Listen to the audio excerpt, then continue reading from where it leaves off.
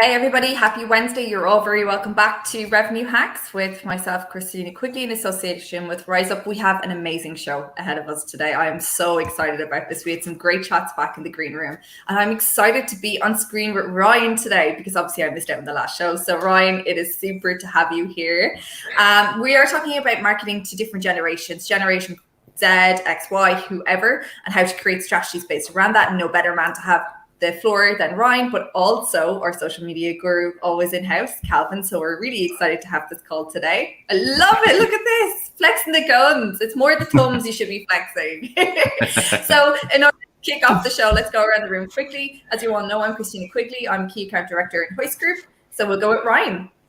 Hi, I'm Ryan Haynes. I'm from Haynes MarComs. We specialize in marketing communications for travel, tourism, and hospitality businesses. And I'm very interested in having this conversation as we start to split up the generations and what that means. Next, Thibault. Hi guys, my name is Thibault. I'm the founder and director of Catala Consulting, a revenue management company that helps hotels having their own revenue manager across Europe. Yeah, quite excited to be here as well. You forgot your dance move. You got everybody did a move. What was mine? Well, right. I was more moving window. I'm a little bit jittery today. So Calvin, go on. Yeah, and guys, I apologize in advance. It's 5 a.m. and I've been up since maybe 3. So this is going to be a fun show. My name is Calvin Tilokee, CEO of Revpar Media, your one-stop shop for social media marketing for your hotel. Thank you so much. So let's get cracking on this conversation because it is quite a big one, especially when you're trying to create a strategy for marketing, be it digital, social, whatever, to suit every generation, to drive people to your premises. Ryan, I love the way you're already throwing your eyes to heaven and I've just started to speak. This is shocking. So Ryan, let's talk about different generations. You know, we're finding that people are becoming more phone focused, more, you know, they want answers now. You know, how can we as hoteliers start creating strategies that is based around that kind of cohort or that world? Yeah, I mean, I get the point that you've got, you know, a vast array of generations, and, you know, they're everything from 6 to 86. But really, when it comes to doing well from your marketing and profiteering from your marketing, you really need to identify who is your most valuable generation, which are the ones that are actually going to bring that money in and actually represents your brand. Companies that I've seen try to target all generations get very confused. Messages are very mixed up. And actually the product doesn't hold. The product doesn't actually sit and represent every generation. So, I mean, there are really, I guess, very few out there, maybe the entertainment media companies, maybe the mobile phone companies, maybe utilities could be targeting every generation. But when it comes to particularly travel, tourism, and hospitality, really understanding who your core generation is, and then those that are on the periphery are going to be your core focus. And this is where business intelligence really comes in. The more data you have on those high performing generations for your audience groups, your customers, and really understanding where you get those from and what are the triggers that actually get them to come to you and then convert as customers first. The more you really focus on that niche, I believe the stronger the performance of your marketing and your investment will be. Not saying that obviously you ignore all other generations, because as we allude to the previous conversation that I had in the Revenue Hacks a couple of weeks ago, you will probably have other generations coming along on that trip. But what is important to understand is, who is that generation? Is it the younger generation who will be joining someone on that trip? Is it, a millennial bringing their kids along? Or is it a Gen Y bringing their grandkids along on holiday with them? So those sorts of things need to be really understood first. And this is where data is absolutely essential. It's no point anymore putting your finger up to the sky and assuming, or looking at the people who pass you and go, right, yeah, we must be all about families. Because at the end of the day, have you looked at what you're earning from those people? All right. 100% spot on. I think I heard it best, described as a road trip. You need to know where you're going, right? So I'm in LA. If I'm going to drive back to New York, I know where I'm going, right? That's where I'm targeting. But I'm going to pass through all these states on the way, and I'm sure you're going to pick up audience along the way. But you need to know who you're marketing to, who's your most profitable, who's your demographic. If you're running I think I made a joke here a few weeks ago. If you're running a sandals, right, type of resort, which here in the States is more directed to your baby boomers, you're going to want to do that on Facebook as opposed to TikTok, right? They're not going to be where you're advertising. So 100% spot on. You need to know who you're going after, and then find the best ways to market to them. Other people will come along. I mean, I joke around, my wife and I live a pretty senior citizen lifestyle. I'm 40, but I live like I'm 60 most of the time. When I go away, I want quiet. You know what I mean? I want things that are refined, quiet. I don't want a lot of kids around. I don't want, families around. That's just how I am. So I may gravitate to something that's not necessarily directed for me and my age group, but that's just one example of how that might work. I agree for both of you, actually, and it all comes back. It's a topic that we are covering every week, I guess. It's all come back with the data and having the right CRM in place in the hotel. And again, CRM and revenue management goes hand in hand, because you need to understand who are your customers, who are the best customer, where do they come from, or do you attract them. Once you understand the data, you can then personalize your marketing strategy. You can personalize everything. The more personalized you are, the more relevant you will be to attract those ones. But it all starts, as you mentioned, having the right data, clean data, the right CRM to analyze it, and then take action based on this one. I mean, I worked for a holiday lettings firm, which I won't name, about 8-9 years ago, and they'd launched a campaign called "Things to Do Before You Die" or "Places to See Before You Die." The problem is that their core audience was 60 plus. So that wasn't received very well.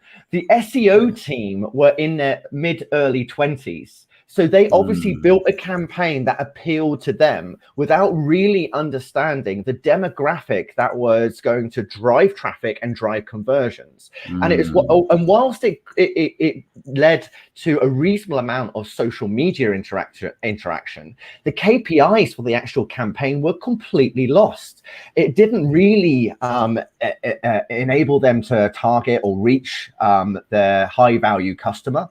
They didn't see the conversions that they were looking at getting, and they ended up spending not only the months leading up to launching the campaign, but also the money invested in the campaign, wasting all of that. And they also got quite negative feedback from some of the from their core audience of saying, well, thanks very much for reminding me that I'm going to die soon.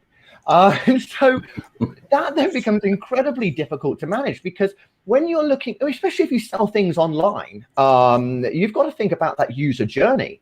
And if someone comes onto your website, now, if you've got the best of the best technology, which means you've got personalization algorithms running throughout the back end of your website, which means that any visitor that comes onto their website, they get that unique personalized experience that actually caters to towards their demographics and interests, preferences and intent, then fine. But majority of businesses just do not have that money to be able to invest in these very sophisticated technologies. Plus, at the same time, you often often need hundreds of thousands worth of traffic and visitors to your site for those algorithms to actually work.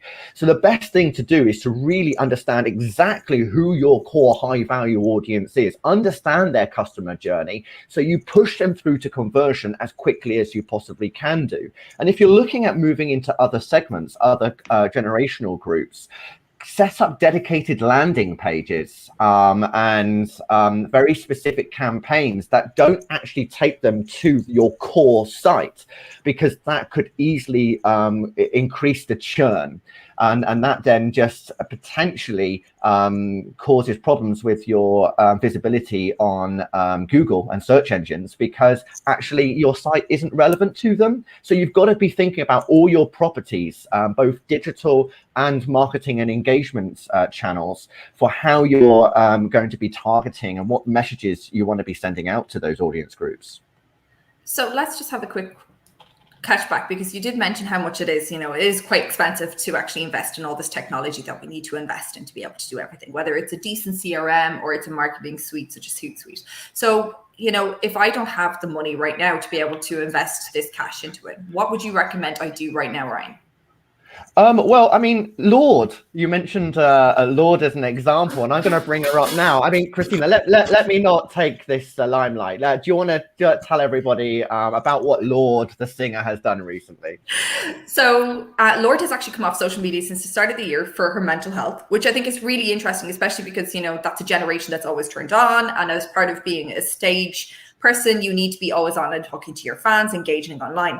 But she did do an album or a single drop yesterday, and it was done by email. And in order to actually obtain this single drop, you actually had to sign up to her mail shot on her website, which I would have thought was a dying art. And everyone knows this. We've had this conversation in the past. And I know everyone doesn't agree with me, but I would have thought up until now it was a dying art. So, you know, I think it's really interesting to see that people are going back that way. Yeah, I mean, it's a great way as well of being able to collect your first party data. Because she's no longer needing to pay social media to get her marketing messages out there. What she's saying to her audience is, no, you come to me, you subscribe to my newsletter, and then I've got a very dedicated audience. I know that this audience is highly engaged.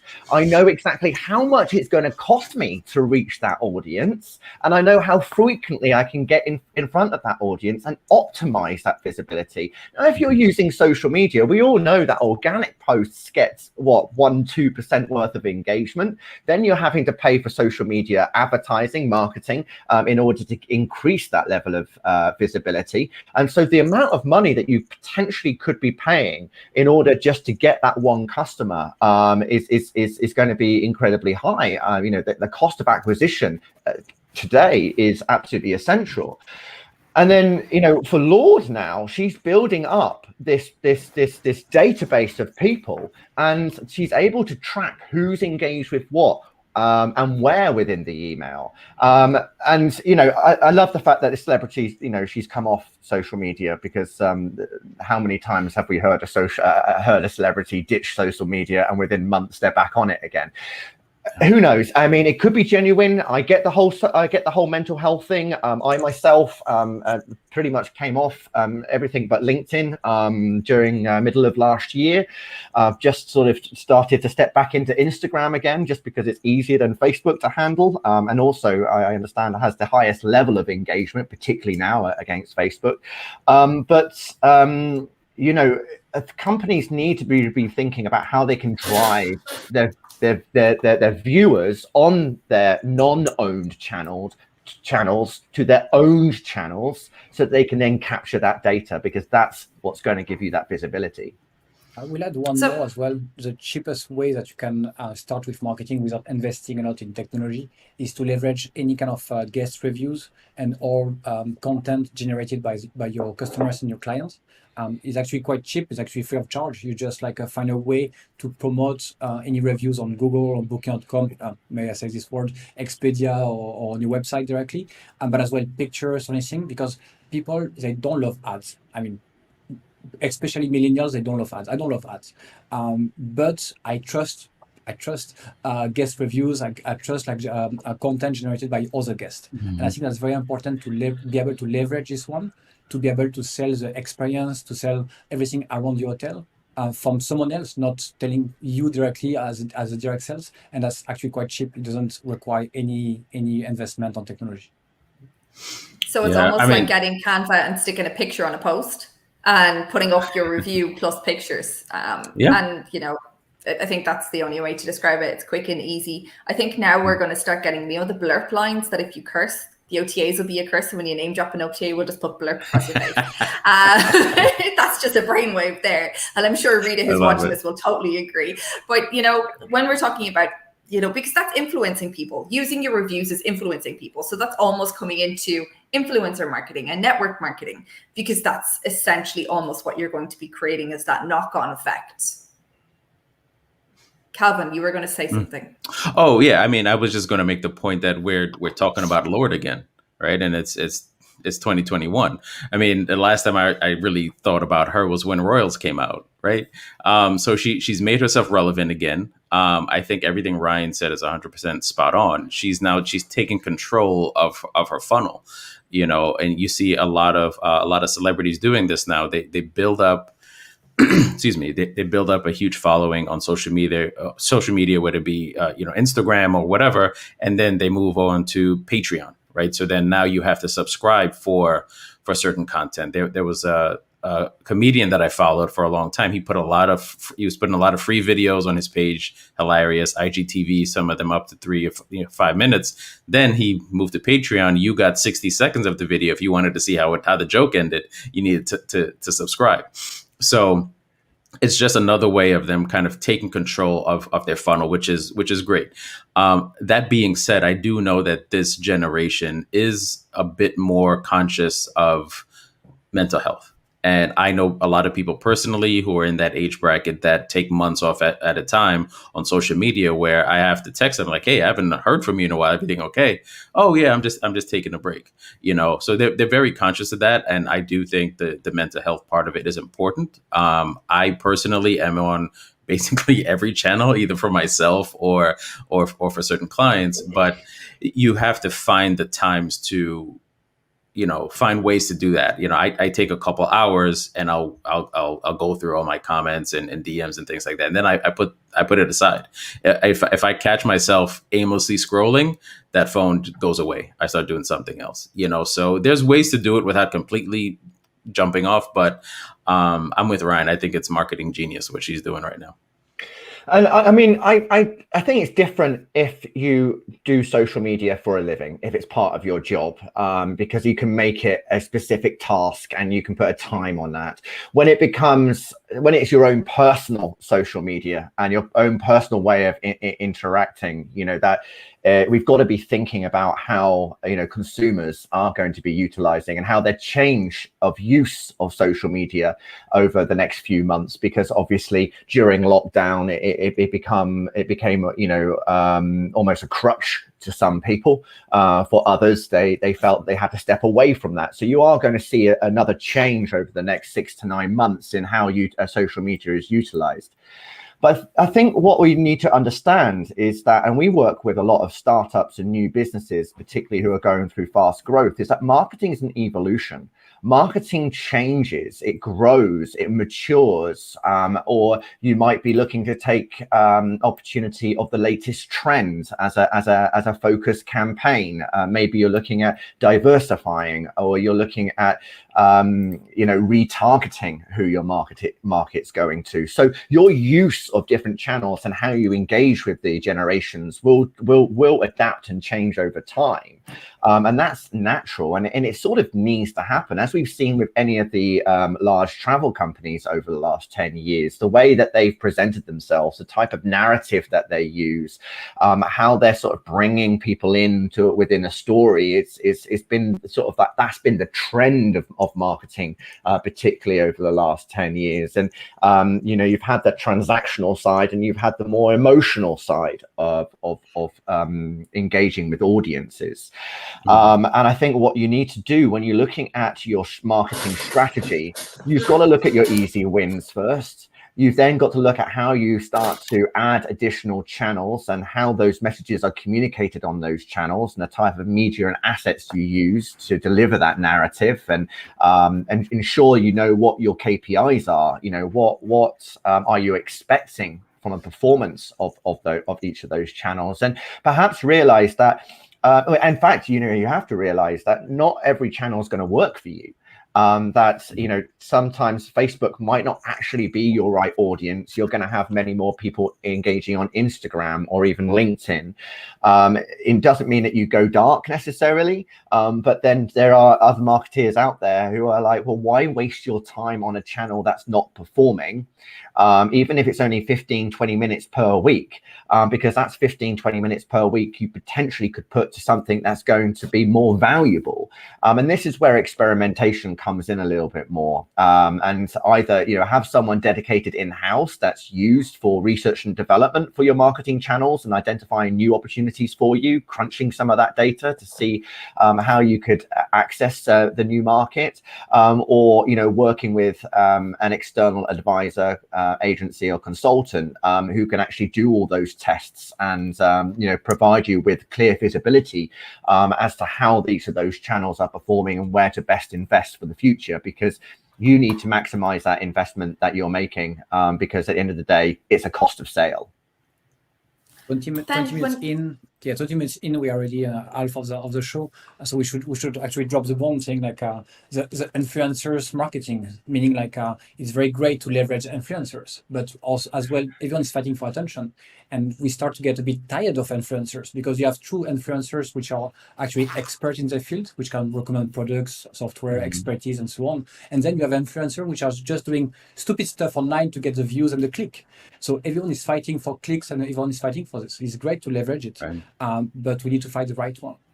So when you look at influencer, find the right one for your hotel, leverage it. I think it's great to leverage influencers on any kind of different channels, but be aware of finding the right one. And if you want to differentiate yourself from all this noise online and everything, I will refer you to a book which is a Purple Cow from Seth Godin, I think. Meaning that you need to differentiate yourself and do something completely different. Even like the best example is it's a coffee shop in London who are advertising outside, saying like, come and try the worst coffee that the customer had in their life. And people are getting say, yeah, I'm going to try it. Yeah, I'm going to try it. Actually, it's a good. You see, like it's completely different. Yeah. Yeah. And that's what drives people, because it's different. People are tired of seeing the same stuff online and seeing the same stuff as ads. Okay, so if you want to differentiate yourself, don't be afraid of standing out of the box. I think that's very important. So Ryan, I've got two questions for you. One from the audience who actually said, how can you accurately quantify the revenue generated by influencer campaigns and social media? And two, how do you choose the right influencer to work with your hotel? Because let's be honest, okay, we're all reopening after being closed for almost a year. Last year was the same thing during the summer. The influencers are looking for a freebie. They were offering you free marketing to their millions of social people. But then, and I've got a real big bone about this, when it came down to the industry being on its knees, late December, all the way through to February, where were all these people? None of them shouted from the rooftops how the hospitality in the UK, or across Europe needed help. They just took the freebies, done what they're supposed to do, and run. So how do you find the right meaningful partnership for that? Okay, all right. First question then, quantifying the revenue generated. There's several different ways. It's, you know, there is, I would say that unfortunately there's a huge amount of leakage when you're dealing with PR, because unless you can effectively track everything, then it becomes like a word of mouth sort of exercise. But if you have dedicated links and make sure those links are tracked and you provide those trackable links to your influencers, then you're able to identify the traffic that's coming from their specific social media posts. Having a dedicated landing page as well that are specifically for influencers would allow you to be able to track their performance. And really, with influencers, you need to be tracking their performance. It's no different to doing advertising or working with a publication and doing a digital marketing campaign or with a partner. You know, an influencer is just another channel to market, and so they need to make sure that they meet your terms and conditions for what you're expecting from them. And so having that trackability is essential. We track every single campaign that we do. We make sure we have a dedicated URL or trackable link that goes to every single one of our marketing partners so that we can see how that's performing. And then just making sure that you understand what's happening with your organic search and keywords and which ones you're particularly applying to the influencer campaign, because you're able to see how what the performances on those. And when it comes to actually selecting influencers, in fact, we've just done a blog on this, looking at press trips and selecting bloggers and journalists. It comes down to your data. Who's your audience, and does your influencer match that audience? And so that's important, that if they are a proper influencer, they need to have a media kit. If they're doing this for a living, you need to see the demographic numbers, that breakdown, that level of engagement. You need to know the case studies, what's happened before with some of the other brands they've worked with. Have they worked with brands that represent your core values? And therefore you can see the alignment there and the synergy that you could get from that influencer.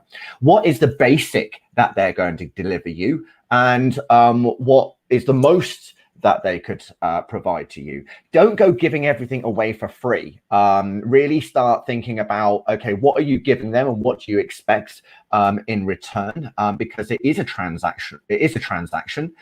In the same way that we work with journalists, we make sure that we have a contract in place with them before we send them on the press trip for what they agree to provide at the end of the trip. And you know, and that just makes sure that there is as much transparency as you possibly can have there. Obviously, you've got to meet many of the advertising rules as well, ensuring that it is a sponsored post and that is clear. You know, it depends on the sort of size of the influencer as well, and you know how you would regard them. Are they a celebrity or are they a social media influencer? Because there'll be sort of different levels of opportunities you can get for them. Because obviously with a celebrity, not only are you able to utilize their social channels, their owned channels, but also you might be able to get wider PR because of the relationship that you have with that celebrity. Because of that, it's, you know, that brand endorsement. Don't forget that is essentially what you're looking for: brand endorsement or product placement, and those things are not necessarily cheap. There are a lot of bloggers out there, you know, who do it for a passion, for a love, and often that can be that there could be issues there because they don't necessarily write about you in the way that you want them to write about you, and they don't necessarily get the commercial side of what they're actually doing because it's just a hobby and a passion to them. So it's worth sort of really getting an understanding of the influencer, their audience, and what they're able to deliver to you before you make an agreement with them. Yeah, I mean, you've pretty much said it all there. You know, I think what it comes down to is to put it in a nutshell is take it seriously, and this is why I started Revpar Media. We don't take it seriously. You know, and you know what Khristina echoed earlier about her sentiments about where were these influencers when things were down is 100% right, but it's because we picked the wrong ones in the first place. Right? We pick people who, you know, we are so enamored with how many followers do they have. You know, I had a GM once that tried to convince me that we needed to give this DJ like a $79 rate at a boutique hotel that was selling for over 300 that weekend because he had 300,000 followers. And it took hours to explain to him he's a DJ.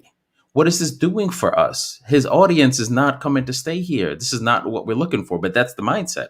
Oh, he has 300,000 followers. Okay, great. What is that going to do for us? You know, so, you know, to answer Giannis's question is how can you accurately quantify this? You need to create a rate code. Give them a specific package rate code that they will provide to their audience. So that's easy for you to track when it comes to your reservations, comes to your system. You know, okay, this came from this campaign. That's one way to start. A tool that I love to use is called Influencer Marketing Hub. It's an app that you can download. This as Ryan said, any good influencer is going to have a media kit. Don't be afraid to ask those questions up front. If this was the New York Times coming to you, you'd want to know, how many people is this going to reach? Who is it going to reach? What's the age bracket? What are the demographics? What are the interests? You would ask all those questions. It's no different now.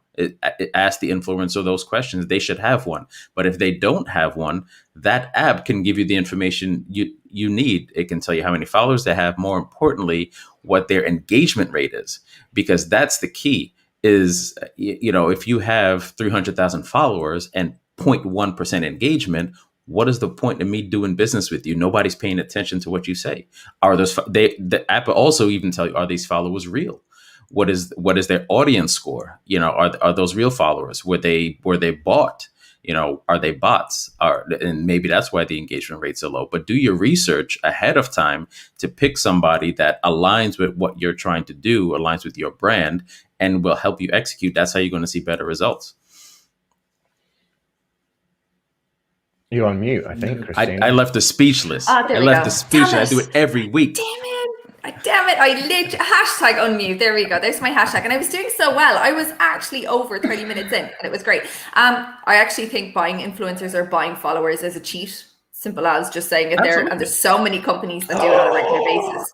I know. Don't be stupid. It's me. I'm going to come out with random stuff. And when you work in I PR, shock you because you shock me too. We had a good question though, and it was regards to different media platforms. How do you decide which you should invest in? And do you think TripAdvisor is still impacting on travelers' decisions? Because the yesteryear, TripAdvisor used to always be where people went to. I think it's a good one. Absolutely. I think it's a good one. Yeah, okay. For me, I'm a big fan of the Pareto principle, the 80-20, spending 20% of your time on the product, which are driving 80% of the result. Therefore, pick 3 channels, whatever it is, and test them full blast for a time period. And then you will see which one are working and which one is not. And then move to another 3. Replace one as you move to another one. But focus on only 3 and see what is working for you and what is not. Okay. TripAdvisor for me is still working, mostly because you have ranking. People still look at it when they are in the dreaming phase and when they are doing their research. So it's very important to leverage any kind of content by user. So I would say TripAdvisor is working. And then other channels to invest in. Look at your data, look at the other channels which are driving a lot of engagement and conversion, do some test and experimentation, and then adjust as you move along. It's not something but last year we have been doing great on Facebook. Maybe last year was great on Facebook, maybe this year is not. You need to keep moving, to keep adjusting, to keep experimenting, look at your data, and then you will understand more on where you need to invest your time. Mm-hmm. Yeah, I completely agree. Yeah, first look at that data. Look at where your referral traffic's coming from. Where's the highest amount of traffic? Put some extra money into that or extra resources into that. Really start driving and maximizing what you could potentially get from that, and seeing if because you probably haven't optimized it if you haven't had a plan in place for that particular channel. So just see how far you can push it, as Thibault says, for about a 3-month period. I mean, when it comes to certain activities, it could be relying on SEO, which can take more than 3 months to actually take effect. And again, I guess that's highlighting this idea about influencers. You've got to be looking at your wider KPIs as well for your marketing channels. So will actually influencers or these other channels contribute to content being out on other channels, being third-party referral sites, adding an extra fuel to your search visibility, and how much time would that likely to take? Because some of it could be apparent in a couple of weeks, but usually takes months for it to start providing the full amount of traffic that it can potentially provide you with. But again, as Thibault said, you still continually need to be expanding your reach and that network and the channels that you work with. And there's a lot of websites out there now that are just been developed purely to respond to Google's algorithms. But not the quality of the content is not necessarily going to match maybe the brand of your hotel. So really do think about that synergy between the channels that you're working with, your audience, and your brand. So I have a question. How do we market to people then who actually have pretty much all their preferences turned off in cookies? Because cookies still exist in the marketing world. You know, there's been an introduction over the last few weeks of a newer app called DuckDuckGo. It's a new browser, and my husband is a DPC. He's in data protection, and he actually has it, and he's turned off everything. How do you market to these guys who are literally just a ghost online? Email marketing. That's I will leverage emails. I know that people like you're saying like it's dead and everything. I still we were just talking about Lord. Clearly, it's not. That's what I was going to say. I was just going to say, yeah, exactly. Email. Even if you want to go further, you can even go with so it's very popular in the US with text messages, or you can do it in Europe with I think WhatsApp now it's a bit more open, so you can do with WhatsApp. You see, like to reach directly to the guest itself without having the cookies. I know it's a very a fine line to respect the GDPR and everything, but I believe it could work. No, I'm sorry. I'm only laughing because I just got a text message yesterday from exactly that. This place I bought a blazer from 3 years ago. I get these random texts sometimes, but they're really funny. There's a little GIF in the text message, and it's like it's showing a guy pulling the blazer out of this. It's like a satchel, comes in a satchel, and they're promoting it as the blazer you can take anywhere. All of that I got in a text message. I thought it was really cool. So that's why you read it and you're still talking about it today. So it's exactly that's what I mean. Yeah, I received one text. Which is a pain because I signed up for the track and trace on a restaurant in the UK, in London, and then a few weeks after they market me saying like, oh, by the way, we are delivering the pizza. But they got your number because you registered the track and trace. So that's the fine line on GDPR. But right. yeah, I was just about to say, is that allowed? No, it's not. It's not. So yeah, if you're only sending, don't do that. Don't do this. Don't use the data from the track and trace, please. I love the way Julie's agreed that email marketing still plays a part. I look at him learning that email is never going away. All I can say is, thank God I'm not in charge of digital media anymore. But, let's talk about pictures because we were always talking about pictures and content. Ryan, do you have any top tips on what you should be posting in regards to content of imagery right now for hotels? Because you know what? I actually think the staged photos are kind of still very popular, but people still don't stage them correctly. Like last week, I've seen a new build opening up and the bed linen was just so creased. Everything was just horrible. I was like, oh no. Well, the problem is, and this is an issue that we have a lot of the time when we start speaking to new prospects, and they think they can do it all cheap. They think they've got a smartphone, they can take photos themselves. The truth and reality is, go back to the 1980s and ask yourself, how on earth did I market my hotel property? Because I guess what infuriates me more than anything else are millennials, my generation, because we were the generation where internet was free. We were the generation where setting up a website was free, where social media marketing was free, where we've seen the Airbnbs, the Expedias, the bookings, etc. come out, and it was all free. It's not free anymore, people. I mean, back in the 80s, it wasn't free either. You got to pay for these things. So actually get your ass in gear, get yourself an actual budget in place, and actually think about all the assets you actually need. It infuriates me when people do not have photography or video budgets, because what are you expecting? What sort of quality are you going to get there? You think it's cheap to create video? I've got our video guy will spend 4 or 5 days, maybe 2 days on site, then 3 or 4 days actually editing that footage and photography. Now, how much are you expecting to pay for that, and what sort of value you're going to get from that? What is the lifetime value of it? Because you're probably going to be using that footage for anywhere up to 2 to 5 years. So really start to have a little bit of respect for the product that you're selling. Start to recognize the types of budgets that are going to be realistic for getting you out there in the marketplace, and realize that marketing ain't free. You can't build a business on a whim. We've seen already that investment for a lot of these new sort of startups are over $100 million. $100 million. I mean, how much money is the OTA spending on Google every single year? So I think you need to be totally realistic and don't expect that unless you are riding a wave of a trend, you're going to set up a business for nothing, or you're going to market your company for nothing. You need to invest, and That's the bottom of it, as far as I'm concerned. So get quality people in. Well done, guys. You got Ryan pissed off. Like last time. I was going to say, we need to get some graphics, like some special we need to get effects. some Like... graphic. This is exactly why I wasn't on the first call. Imagine what I was going to come out with during the first call. But again, it is very frustrating when people don't have decent imagery. And I think for me, especially, it's, you know, as I said, it's the bed linen, it's the finishing touches, especially.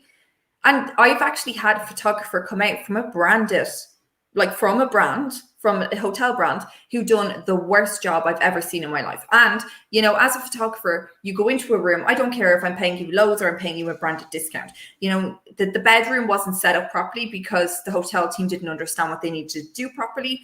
A lot of people were gone on that particular day and there couldn't be a reschedule. But, you know, the photographer should have said to the guys, look, if the room doesn't look right, this is what we need to do to make it look better and, you know, optimize the space and make it look more welcoming instead of leaving it to the properties. Because again, that's where they shine. You know, their work resonates across.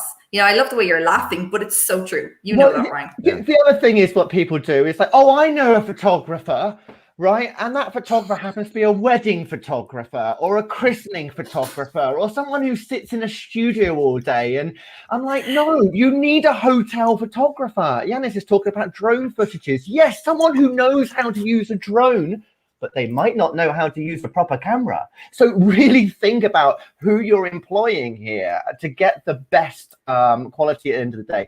I mean, I just seen Julie, Julie Griever, who ran a hotel, did them in 2013. So what's that, 8 years? 8 years that investment lasted. So really think about where this investment is going to go. Yeah. And you can use them on all your channels. That's the thing. It's not just for one channel. You can use them everywhere on all your social channels. Anywhere where there's a footprint, your pictures are there. Nice pictures. Well, yeah, I was actually going to make that point too, because you people expect that on your website that your photos need to be crisp. If they go to your hotel website and they see a crease in your sheets and stuff like that, that's not the place for that. But, you know, to Ryan's point earlier about using a smartphone, you can get away with some of that on social, right? That's where people expect a little bit of that behind the curtain, a little bit more of an authentic look. If you've got your, you know, you do a nice tour video, say your front office manager is walking through doing a room inspection and it's on their smartphone, you can do that on Instagram. That will work on Instagram. That's not going to work on your website. You know what I mean? But there's a time and a place for that. And that's where I think if you're going to go down the social media marketing route, don't be afraid to try some different things like that. Try something outside of the box. And you can do that because people expect a little bit more of that personal touch on social. I also wanted to just comment. There was something I saw earlier, somebody talking about the blonde woman in the bikini is their worst, you know, their worst nightmare of a photo. Hysterical. But you know what it reminded me of? About 9 years ago, I signed up for a Spartan race, right? And you go on the website and you try to figure out, you know, how hard is this going to be? Because, you know, you're in your head, you've never done it before. And everybody on this website is jacked, ripped. They look like they never leave the gym. I almost quit. I almost quit before I started because there's nobody here that looks like me. Right? Like I'm a weekend warrior. I'm carrying a few extra pounds here. Like can a regular guy like me do it? You're all on yourself, I guess. Like that's why. No, I mean, everybody looked like The Rock in these pictures, and it's like, wait, so you have to do that? You have to look like this in order to finish this race? There's no way, you know. So you want to think about that too with your pictures. Have some real ones. Oh well, exactly. That's 100% true, and I think everything needs to be very much real life now. There is that huge focus on real life, but you're also creating the illusion that if you come to my hotel, you're going to have this amazing boutique experience or luxury experience or foodie experience.